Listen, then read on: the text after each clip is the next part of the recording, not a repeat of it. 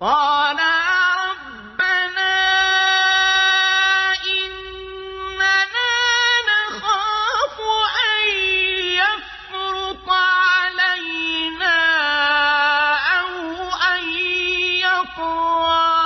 They said, Our Lord, lo, we fear that he may be beforehand with us, or that he may play the tyrant.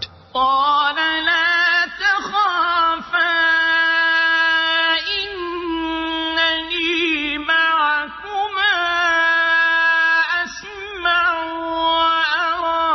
He said, Fear not, lo, I am with you twain, hearing and seeing. دونوں کہنے لگے کہ اے ہمارے پروردگار، ہمیں خوف ہے کہ وہ ہم پر زیادتی کرنے لگے یا زیادہ سرکش ہو جائے۔ اللہ نے فرمایا کہ ڈرو مت، میں تمہارے ساتھ ہوں کہ سنتا اور دیکھتا ہوں۔ سامعین، اب آیتوں کی تفسیر سماعت کیجیے۔ اللہ کے سوا کسی سے نہ ڈرو۔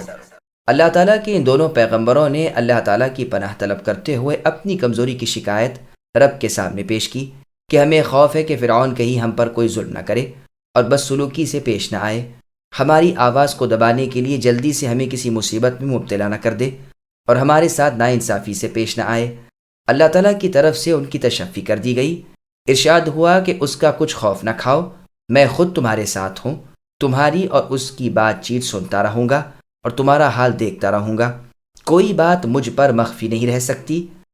فرعون کی پیشانی میرے ہاتھ میں ہے، وہ بغیر میری اجازت کے سانس بھی تو نہیں لے سکتا، میرے قبضے سے کبھی باہر نہیں نکل سکتا، میری حفاظت و نصرت، تائید و مدد تمہارے ساتھ ہے۔ عبداللہ رضی اللہ عنہ فرماتے ہیں، موسیٰ علیہ السلام نے اللہ تعالیٰ کے حضور دعا کی کہ مجھے وہ دعا تعلیم فرمائی جائے جو میں فرعون کے پاس جاتے ہوئے پڑھ لیا کروں، تو اللہ تعالیٰ نے یہ دعا تعلیم فرمائی، حیا شرحیا، جس کے معنی عربی میں ہے ان الحی قبل کل شیء والحی بعد کل شیء، یعنی میں ہی ہوں سب سے پہلے زندہ اور سب کے بعد زندہ رہوں گا۔ پھر انہیں بتلایا گیا کہ یہ فرعون کو کیا کہیں۔ ابن عباس رضی اللہ عنہما فرماتے ہیں، یہ گئے، دروازے پر ٹھہرے، اجازت مانگی، بڑی دیر کے بعد اجازت ملی۔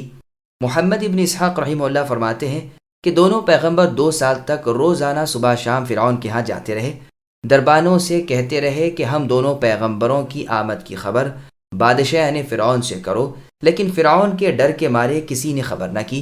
2 سال کے بعد ایک روز اس کے ایک بے تکلف دوست نے، جو بادشاہ سے ہنسی دل لگی بھی کر لیا کرتا تھا، کہا کہ آپ کے دروازے پر ایک شخص کھڑا ہے اور ایک عجیب مزے کی بات کہہ رہا ہے۔ وہ کہتا ہے کہ آپ کے سوا اس کا کوئی اور رب ہے اور اس کے رب نے اسے آپ کی طرف اپنا رسول بنا کر بھیجا ہے۔ اس نے کہا، کیا میرے دروازے پر وہ ہے؟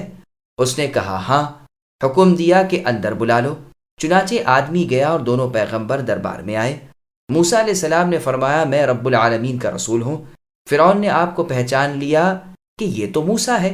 سدی رحمہ اللہ کا بیان ہے کہ آپ مصر میں اپنے ہی گھر ٹھہرے تھے، ماں نے اور بھائی نے پہلے تو آپ کو پہچانا نہیں، گھر میں جو پکا تھا وہ مہمان سمجھ کر ان کے پاس لا رکھا، اس کے بعد پہچانا، سلام کیا۔ موسیٰ علیہ السلام نے فرمایا، اللہ تعالیٰ کا مجھے حکم ہوا ہے کہ میں اس بادشاہ یعنی فرعون کو اللہ تعالیٰ کی طرف بلاؤں، اور تمہاری نسبت فرمان ہوا ہے کہ تم میری تائید کرو۔ ہارون علیہ السلام نے پھر فرمایا، بسم اللہ کیجئے۔ رات کو دونوں صاحب بادشاہ کے ہاں گئے۔ موسیٰ علیہ السلام نے اپنی لکڑی سے کواڑ کھٹکھٹائے۔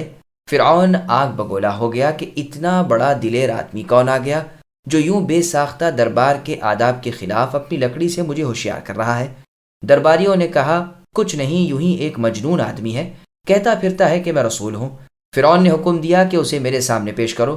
چنانچہ ہارون علیہ السلام کو لیے ہوئے آپ اس کے پاس گئے اور اس سے فرمایا کہ ہم اللہ تعالیٰ کے رسول ہیں، تو ہمارے ساتھ بنی اسرائیل کو بھیج دے، انہیں سزائے نہ کر، ہم رب العالمین کی طرف سے اپنی رسالت کی دلیلیں اور معجزے لے کر آئے ہیں، اگر تو ہماری بات مان لے تو تجھ پر اللہ تعالیٰ کی طرف سے سلامتی نازل ہوگی۔